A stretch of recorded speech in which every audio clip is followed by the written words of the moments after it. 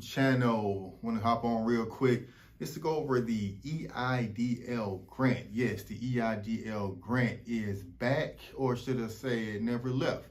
Apparently, a lot of people were not approved for funding or did not qualify for the first, maybe I guess it's the third round of EIDL funding.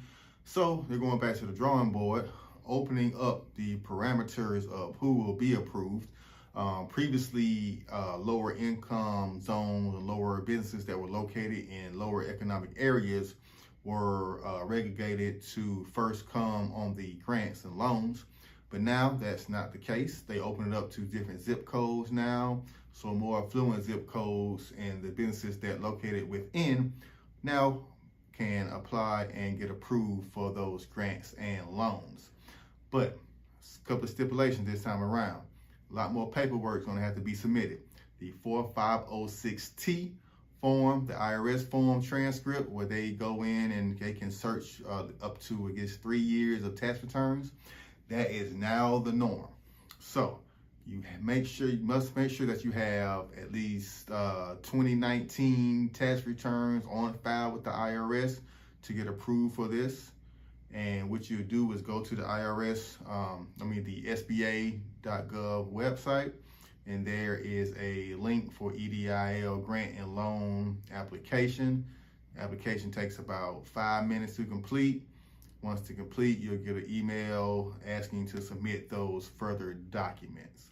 Now, some people were already sent the email. If you got the EIDL grant last year in 2020, you may got an email for an increase. So you can increase the amount you got last year up to, I think, $150,000 or more with the increase. So that means if you got 50,000 last year, you can ask for another 100, and that bring you up to the 150,000 threshold. But I believe that threshold is up to 250 now. So, but check with the SBA website to confirm that information. Now, if you did not receive an email asking for reconsideration for a loan increase, you can send an email to the reconsideration team, and I'm going to leave a email address down below and a sample of what to put in the email to get your grant loan reconsidered. So if you were denied for any reason, so you didn't have your tax returns on file, you submitted some paperwork wrong, you can go through the reconsideration process and get that loan and grant. So I'm just here to kind of help some businesses out. Hope this help out some individuals. If you were approved for the loan increase, let me know. Or if you got the EIDL grant in 2021, leave a comment below. I want to hear from you guys about the approval process and how long it took. I did get the grant last year, but I haven't applied for the increase this year. I'm gonna go ahead and do that now. Make sure I got all my tax returns and everything squared away. So make sure you have that too. But in order to even be approved initially, you have to be in business before February 2020. Make sure you file taxes in the year 2019 or 2020, and you have less than 500 employees. So you have to be considered a small business, which majority people are. And that way you will be approved for the EIDL grant and loan.